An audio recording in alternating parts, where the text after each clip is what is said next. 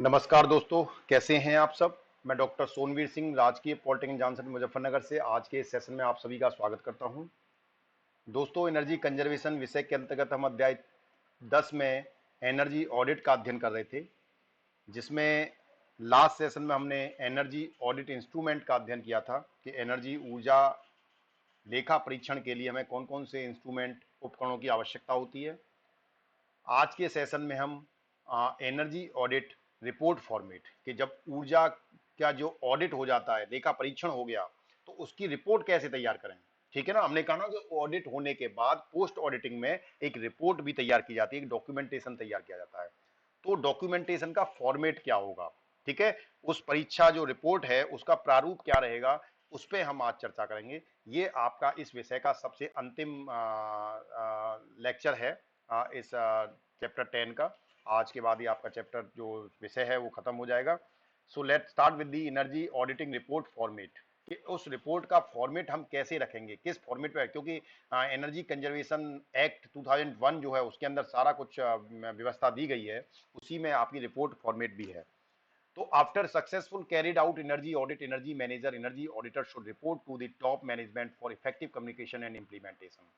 यानी कि जब आपका एनर्जी ऑडिट आप कर लेते हैं किसी भी उद्यम का, उद्योग का, ठीक है, एनर्जी ऑडिट हो जाता है, एनर्जी मैनेजर ऊर्जा प्रबंधन के माध्यम से या ऊर्जा ऑडिटर के माध्यम से रिपोर्ट का जो उसका मैंने वो मतलब एक तरह से ऑडिट होना चाहिए। कैरियर जब हो जाता है to the top management for effective communication and implementation, ठीक है, उसमें जिसमें इफेक्टिव कम्युनिकेशन रहे, प्रभावी कम्युनिकेशन हो, और उसके साथ साथ उसमें जो भी रिकमेंडेशन है उसका इंप्लीमेंटेशन हो।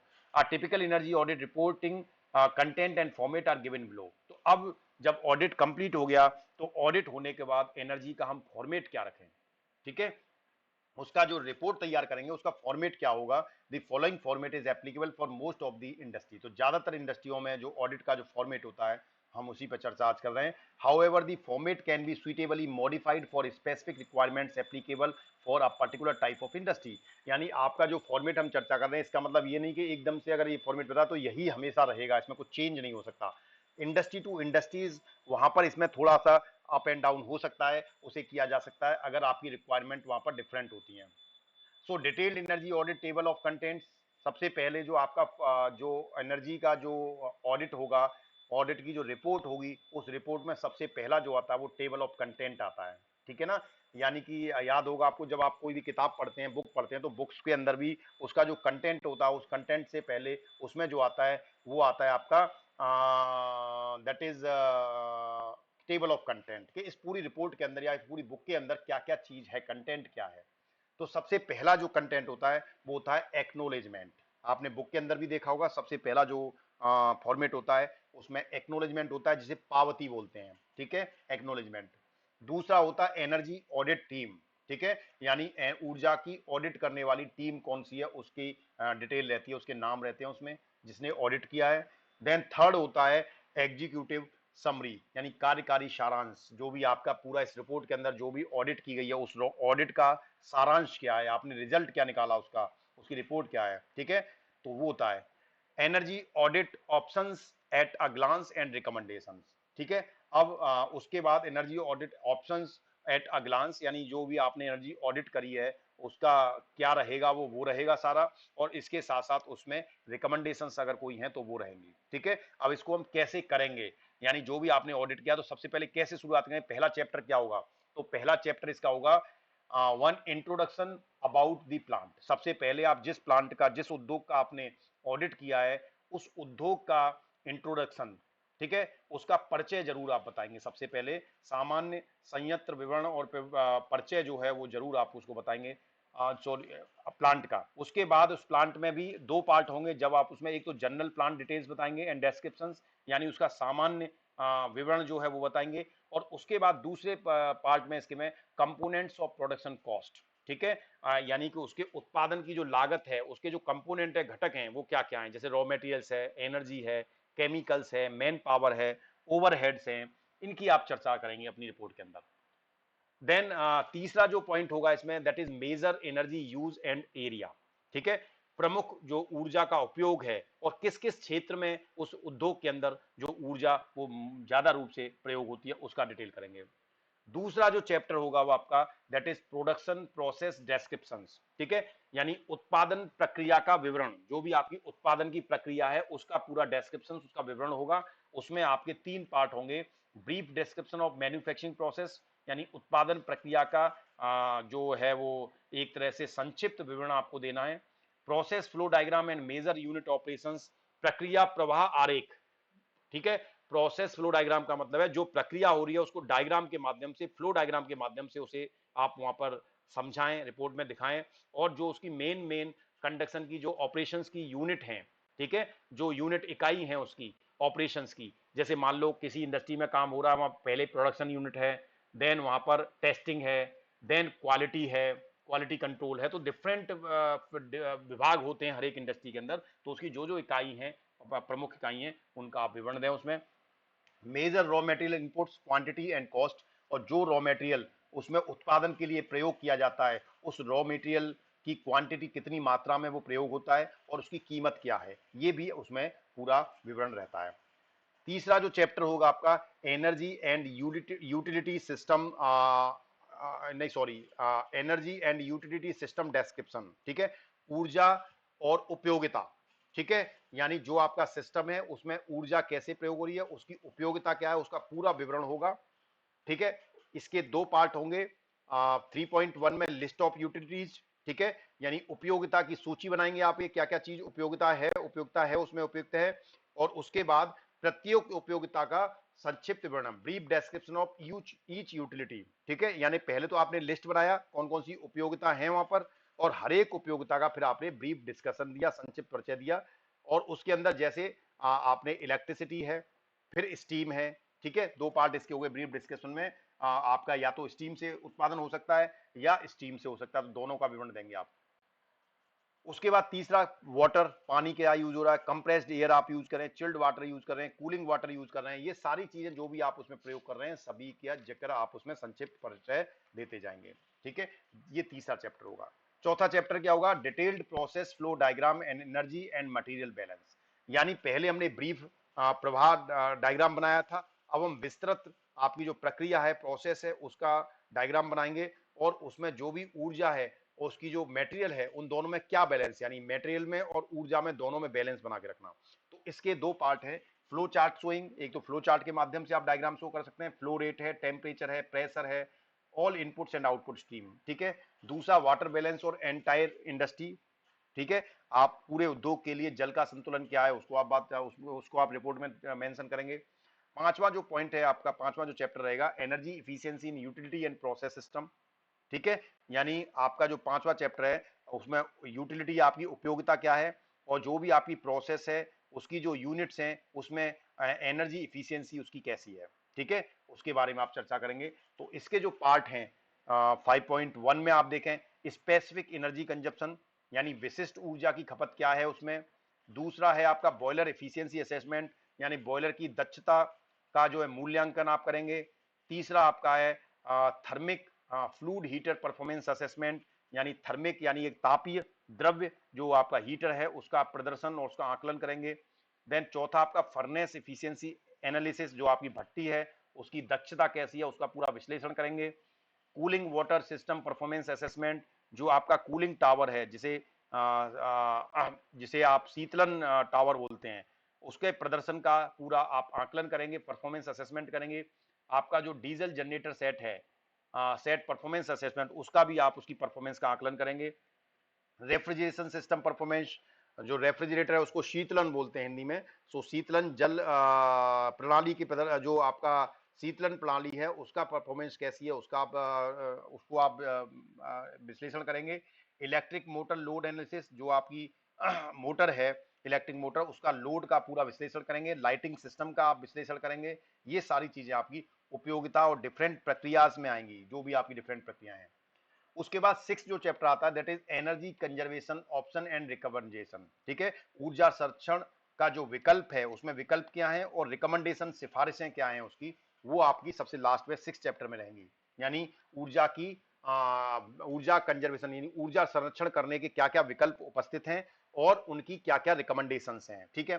उसके 2 पार्ट हैं, list of option in terms no cost, यानी ऐसे विकल्पों की सूची जिसमें कोई इन्वेस्टमेंट नहीं होना, जिनमें और दूसरी सूची होगी जिसमें लो कॉस्ट आएगी, तीसरी सूची होगी जिसमें मीडियम कॉस्ट होगी, और चौथी सूची होगी जिसमें हाई कॉस्ट होगी।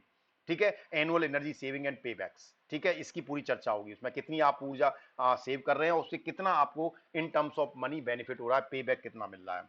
6.2 में आप करेंगे implementation plan for energy saving measure of project. ठीक है, इंप्लीमेंटेशन प्लान आपका क्या रहेगा, यानी जो भी आपने उसमें रिकमेंडेशन करी है, जो सिफारिशें लागू करी हैं, उसका इंप्लीमेंटेशन की योजना क्या है, उसको लागू करने की योजना क्या है ऊर्जा की बचत के लिए उस प्रोजेक्ट की, वो आप बात करेंगे। और सबसे लास्ट में जो होता है उसमें, वो होता है एनेक्चर, जिसे बोलते हैं अनुलग्नक। ठीक है, तो इसमें आप लिस्ट ऑफ इंस्ट्रूमेंट यानी यंत्रों की सूची, और list of vendors and other technical details, और विक्रेता जो हैं उनके उन विक्रेताओं की सूची और जो भी अन्य तकनीकी विवरण हो वो आप इसमें देंगे। तो इस तरह से हम इसकी एक रिपोर्ट तैयार करते हैं। ठीक है, now we comes on table summary of energy saving recommendations. जो एनर्जी सेविंग की जो रिकमेंडेशंस हैं उनकी समरी क्या रहेगी उस पर हम चर्चा करते हैं। तो समरी के लिए ये टेबल होती है जिसमें आप देखें पहले नंबर पे सीरियल नंबर 1, दूसरा जो कॉलम होगा एनर्जी सेविंग रिकमेंडेशंस क्या है आपकी, वो आप बताएंगे यहाँ पर। एनुअल एनर्जी, ठीक है, kilo watt hour per metric ton या और kilo joule per metric ton में आपकी एनुअल एनर्जी कितनी है, जिसमें फ्यूल और इलेक्ट्रिसिटी दोनों होंगी। इसके बाद एनुअल कॉस्ट सेविंग कितनी है आपकी, ठीक है, और इन लैक्स में इसको देखेंगे एनुअल कॉस्ट कितनी है, वो आप देखेंगे यहाँ पर। कैपिटल इन्वेस्टमेंट कितना है, ठीक है, वो आप यहाँ पर टेबल में आएगा।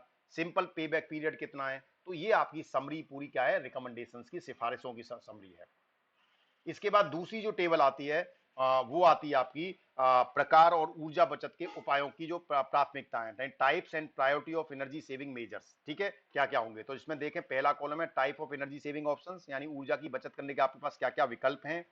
Annual electricity oblique fuel savings, साल में आप कितनी इलेक्ट्रिसिटी की या फ्यूल की बचत करते हैं जिसकी kilowatt hour per metric ton में या kilo joule per metric ton में है।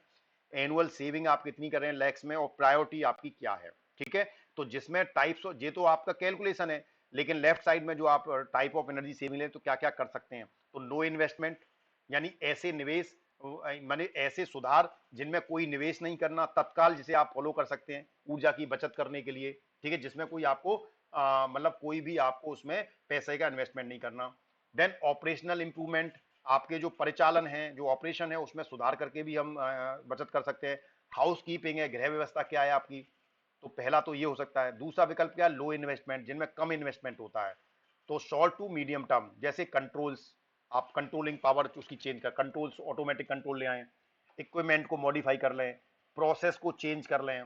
ठीक है, इससे भी आप इन्वेस्टमेंट, लेकिन इस प्रोसेस में थोड़ा बहुत लो इन्वेस्टमेंट होता है। ठीक है, तो इसके लिए शॉर्ट टू मीडियम टर्म, इसमें थोड़ा समय दिया जाएगा। ऐसा नहीं कि आज ही रिपोर्ट आई और कल से ही कहा कि आप लागू करो इसको, तो ऐसा नहीं होता, उसके लिए समय दिया जाता है। उसके बाद हाई इन्वेस्टमेंट, यानी ऐसे सुधार जिसमें ज्यादा पैसा खर्च होना है, उच्च निवेश होने हैं, लॉन्ग टर्म।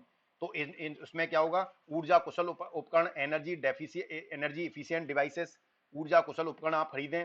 प्रोडक्ट मॉडिफिकेशंस, ठीक है, आपके उत्पाद का संशोधन करें और टेक्नोलॉजी को आप चेंज करें, लेकिन ये काम लॉन्ग टर्म होता है, इसमें ज्यादा इन्वेस्टमेंट होता है, तो इसे तुरंत से चेंज नहीं किया जाता। ठीक है, तीसरी टेबल आती है आपकी reporting format for energy conservation recommendation. आप रिपोर्ट कैसे करेंगे, उसकी रिपोर्टिंग फॉर्मेशन क्या होगा आपका एनर्जी कंजर्वेशन का, तो वो देखेंगे। तो उसमें सबसे पहले ए पार्ट होगा, टाइटल ऑफ रिकमेंडेशन क्या होगा। ठीक है, तो ए में टाइटल ऑफ रिकमेंडेशन, तो combined DG set cooling tower with main cooling tower. तो ये आपकी टाइटल ऑफ रिकमेंडेशन है कि जैसे आपने एक रिकमेंडेशन करी कि जो आपका डीजी सेट है वो कंबाइंड डीजी सेट हो कूलिंग टावर के साथ में, combined DG set with cooling tower with main cooling tower, यानी एक डीजी सेट जिसके साथ कूलिंग टावर तो है, लेकिन एक मेन कूलिंग टावर के साथ में एक एक्स्ट्रा कूलिंग टावर और होना चाहिए। ये आपने कोई मान लो ऐसे रिकमेंडेशन दी, आपने कोई सिफारिश करी। दूसरा क्या होता है, description of existing system and its operation, यानी पूरा आपका जो सिस्टम वहां पर है, एग्जिस्टिंग सिस्टम है, उसके ऑपरेशन का पूरा विवरण देना। जैसे क्या विवरण देंगे, main cooling tower is operating with 30% of its capacity, यानी जो आपका मेन कूलिंग टावर है वो 30% कैपेसिटी के साथ ऑपरेट कर रहा है। The rated cooling water flow is इतना, यानी जो वाटर फ्लो है वो 5000 मीटर क्यूब पर आर के उससे रन हो रहा है। ठीक है, ये आप करेंगे। इसके अलावा क्या है, two cooling water pumps are in operation continuously, यानी 2 वाटर पंप उसमें कंटिन्यूसली यूज किए जा रहे हैं, ये भी आप उसमें बताएंगे। और कितना with 50% of its rated capacity, यानी कि जो उनकी रेटेड कैपेसिटी है उसका केवल 50% पे वो उसको यूज कर रहे हैं। ठीक है, तो ये आप बताएंगे। तो ये क्या है, एक रिपोर्ट दे रहे हैं हम उसमें, जो एग्जिस्टिंग उनका सिस्टम है वो किस तरह से काम कर रहा है, हम उसकी एक रिपोर्ट दे रहे हैं। फाइन, तो वो आप बताएंगे। इसी तरह से तीसरा सेक्शन क्या हो सकता है इसमें, तीसरा section description of propose system and its operation. एक तो आपने एग्जिस्टिंग सिस्टम के बारे में बता दिया कि भाई एग्जिस्टिंग सिस्टम उनका इस तरह से काम कर रहा है, इतने मोटर चल रहे हैं, इतने पंप चल रहे हैं। ठीक है, दूसरा आप क्या कर सकते हैं, दूसरा आप बता सकते हैं कि जो भी आपका ऑपरेशन है उसमें क्या चेंज लाया जा सकता है। ठीक है, उसमें क्या चेंज किया जा सकता है वो आप उसका बता सकते हैं। तो कैसे बताएंगे, the DG set cooling water flow is only 240 meter per cube, यानी जो डीजी सेट का वाटर फ्लो है उसकी केवल स्पीड जो है वो 240 मीटर क्यूब पर आर की है। ठीक है, by adding this flow into the main cooling tower. ठीक है, तो ये इस तरह से आप उसमें अपनी तरफ से रिपोर्ट्स में कुछ लिखते हैं। ठीक है, जिसके माध्यम से जो है आप अपनी एक सिफारिश करते हैं रिपोर्ट में। ठीक है, ये दूसरा पॉइंट हो गया। तीसरा आप क्या कर सकते हैं, एनर्जी सेविंग कैलकुलेशंस कर सकते हैं। ठीक है, उसमें एनर्जी की सेविंग किस तरीके से हो रही है उसकी कैलकुलेशन आप पूरा कर लें। ठीक है, फाइन। देन अगला क्या होगा, कैप एनर्जी सेविंग कैलकुलेशंस में आप क्या क्या कर सकते हैं, capacity of main cooling tower कितनी है वो हमने लिख दिया 5000 meter cube per hour. Temperature across cooling tower कितना है 8 डिग्री सेल्सियस। प्रेजेंट कैपेसिटी कितनी है, यानी उसकी कैपेसिटी 5000 की है लेकिन वर्तमान में वो 3000 मीटर क्यूब पर आवर से चल रहा है। टेम्परेचर अक्रॉस कूलिंग टावर कितना है, कूलिंग टावर के अक्रॉस कितना टेम्परेचर है वो आप इसमें दर्शाएंगे, तो वो कितना है 8 degree Celsius. Percentage loading of main cooling tower, यानी जो आपका मेन कूलिंग टावर है उस पर कितना लोड है। ठीक है, वो आप मेजर करेंगे, तो ये आप निकाल लेंगे, जैसे आपका 3000 तो वर्तमान में चल रहा है मल्टीप्लाइड बाई 4। ठीक है, और 4 actually temperature across cooling tower operating design में 8 डिग्री सेल्सियस, ऑपरेटिंग में इट्स अ 4 डिग्री सेल्सियस, ये यहाँ थोड़ा सा मिस्टेक है, इट्स अ 4 डिग्री सेल्सियस। तो ऑपरेटिंग में तो 3000 इंटू 4। ठीक है, डिजाइन में तो आपने 5000 और 8 था, लेकिन प्रैक्टिकली आपको 3000 और 4 मिल रहा है, तो 3000 मल्टीप्लाइड बाई 4। ठीक है, और 5000 मल्टीप्लाइड बाई 8, इनको करेंगे तो इसकी जो कैपेसिटी है वो 30% आ रही है। Capacity of DG set cooling tower 240 meter cube per hour. Temperature across the tower 5 degree Celsius. तो हीट लोड आपका कितना आ गया, आपका हीट लोड का आ गया 1 करोड़, ये हो गया आपका 12 lakh kilo calorie per hour. ठीक है, power drawn by the DG set cooling tower ये आपने दिखा दिया। Number of pumps and rating, दो पंप हम यूज कर रहे हैं, दोनों पंप उसकी एक ही रेटिंग कितनी है 7.5 किलोवाट की, तो 2 मल्टीप्लाइड बाई 7.5 किलोवाट ये पंप की रेटिंग हो गई। नंबर ऑफ फैंस और उसकी रेटिंग क्या है, 2 नंबर फैन यूज कर रहे हैं, रेटिंग 22 किलोवाट की है। Additional power required for main cooling tower कितनी है, तो वो आपने दिख दी, तो 66.67 इंटू 6 102 मल्टीप्लाइड बाई 0.455, तो this is you will get 7 kilowatt. ठीक है, क्योंकि यहां आपने दिया कि वाटर फ्लो आपका 240 का है और meter cube per hour 66.67 lumens per second का आपका उसकी इंटेंसिटी है, and 6 KG per centimeter cube ये है, तो इनको इनसे आपने कैलकुलेट करके 7 किलोवाट इसका पावर रिक्वायर्ड निकाल दी पूरी। नेट एनर्जी सेविंग कितनी आई 47 माइनस 7, तो 40 किलोवाट। ठीक है, और देन 65 प्लस 987। ठीक है, तो ये आपका एक एनर्जी सेविंग आ गया। कॉस्ट बेनिफिट्स क्या हुए, कॉस्ट बेनिफिट्स में एनुअल एनर्जी सेविंग पोटेंशियल क्या 40 किलोवाट इंटू 8400 आवर्स, तो ये सो आप करेंगे तो लगभग 3,36,000 मिल गया आपको units per year. Annual cost saving कितनी है आपकी, ये तो एनर्जी का पोटेंशियल सेविंग थी, कॉस्ट में देखें तो आपने लगभग 13.5 लाख रुपए पर ईयर की आपने बचत कर ली। तो इस तरह से आपने उस टेबल में पूरी उसकी कॉस्ट भी बता दी। ठीक है, इन्वेस्टमेंट आपका कितना था 1.5 लाख का। सिंपल पे back period less than 2 months, यानी आपने 1.5 लाख रुपए खर्च किया है और साल के अंदर आप 13,40,000 रुपए की बचत कर रहे हैं, यानी एक महीने में आप निकालेंगे तो लगभग आपका 1 लाख से कुछ ज्यादा है। ठीक है, 1,10,000 रुपए के आसपास मान लीजिए आप इसे। ठीक है, यानी एक महीने में आप इतने की बचत कर रहे हैं और आपने खर्च कितना किया है 1.5 लाख रुपए। तो पे बैक का मतलब जो आपने 1.5 लाख रुपए का खर्च किया वो कितने समय में आपको वापस मिलेगा, मात्र 2 महीने में। आपने जो भी इन्वेस्टमेंट किया एनर्जी सेविंग पे 2 महीने में आपने उसे वापस ले लिया। ठीक है, तो ये कह रहा था पे back. So thank you very much, thanks for your patience. जो भी स्टूडेंट आज चैनल से पहली बार जुड़े हैं उनसे निवेदन है कृपया चैनल को सब्सक्राइब कर लीजिए और नीचे बने बेल आइकन्स को क्लिक कर लीजिए जिससे आपको लेटेस्ट अपडेट्स और नोटिफिकेशंस प्राप्त होते रहें। धन्यवाद।